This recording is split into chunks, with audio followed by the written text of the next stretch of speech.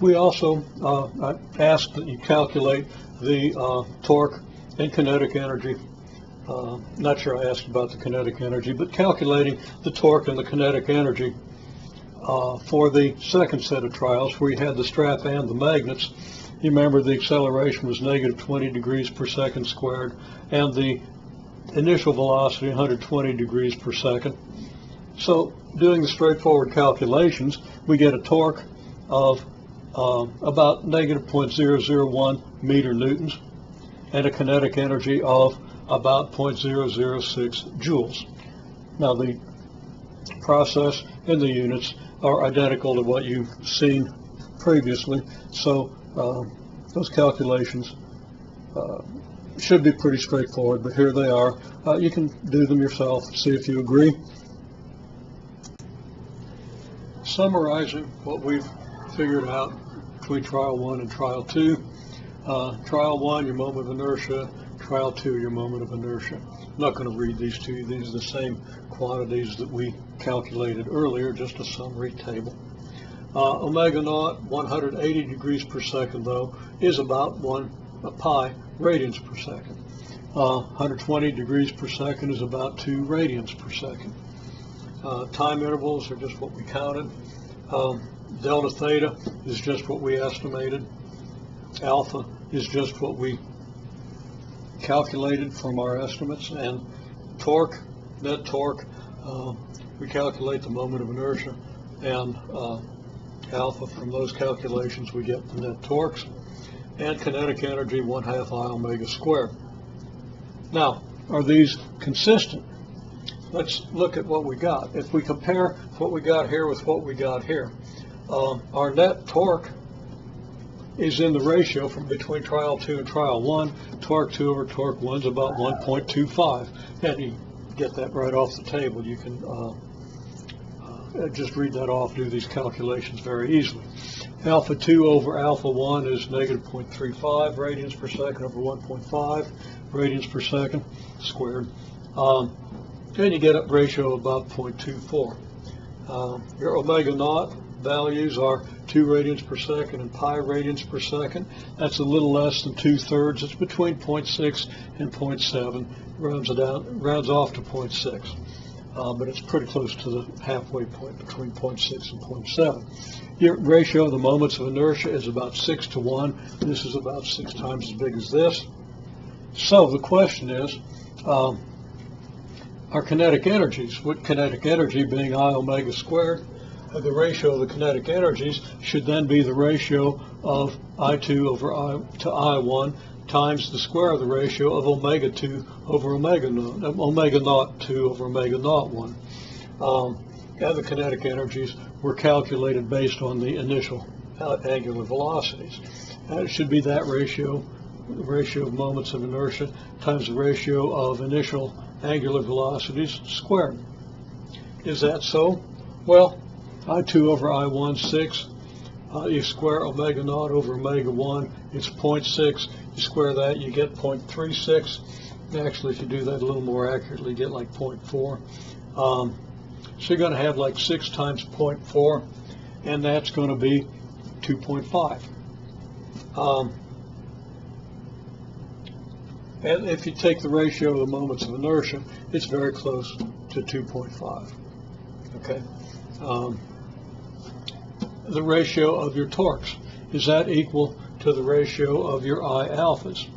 Because remember, the I alphas were calculated independently. Your torques were calculated based on these. And you can do the same thing. Your ratio of the moments of inertia is about 6. Your ratio of accelerations is about 0.24. 0.24 times 6 is about 1.4. Ratio of the torques is more like 1.25. So, there's some inconsistency there. And then, are your torques proportional to the masses of these systems? Okay, why should the torques be proportional to the masses? Well, the weight of the system is proportional to the mass, and it's friction that gives rise to the torque. This torque is a result of friction.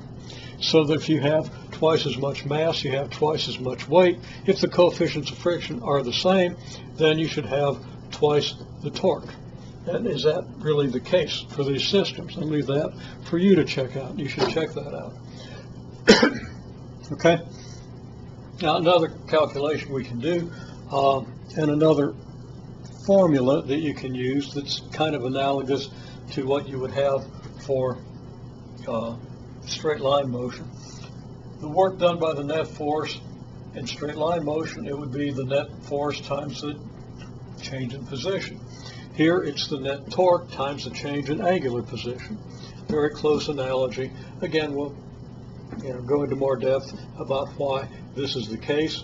But in any case, whatever the delta W net is, it should equal the change in kinetic energy. Is that true?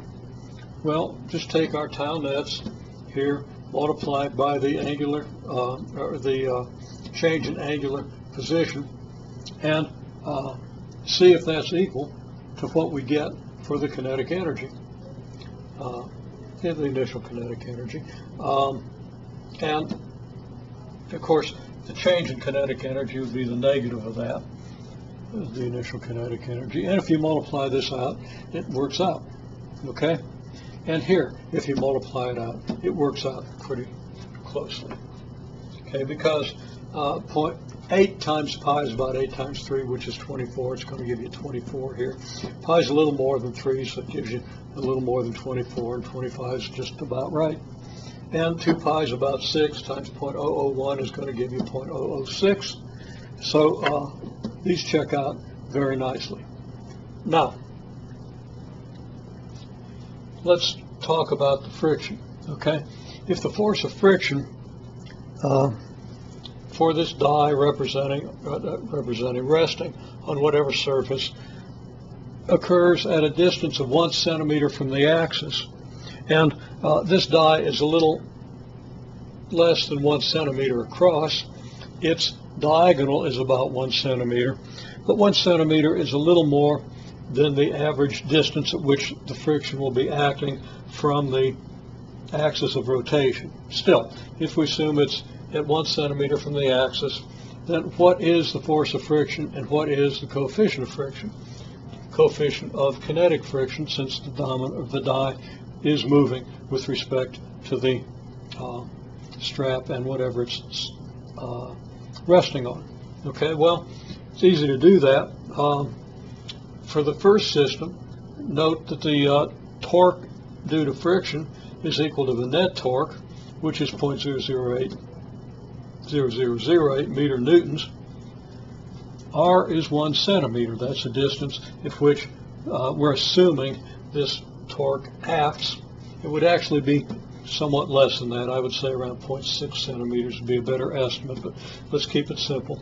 Okay, so if you get a torque resulting from a frictional force exerted at 1 centimeter, then that torque should equal the frictional force multiplied by the 1 centimeter. So the frictional force should be the torque divided by R, the torque divided by 1 centimeter, and that would give you 0.08 newtons.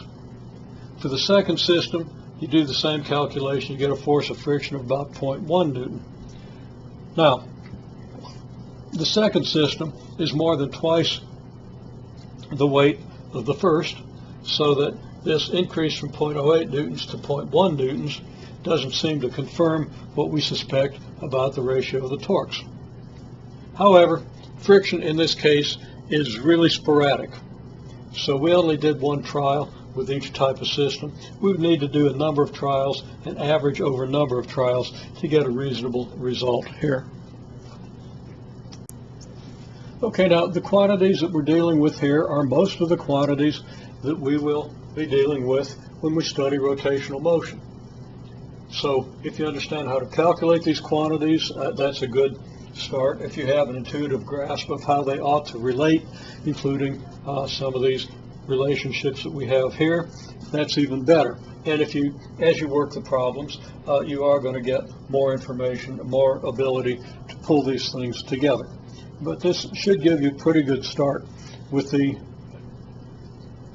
quantities and the concepts that you're going to be dealing with in your problem assignment for Monday and for the following, at least from the Chapter 9 part of the assignment, for Chapter 10 part of the assignment for the following week.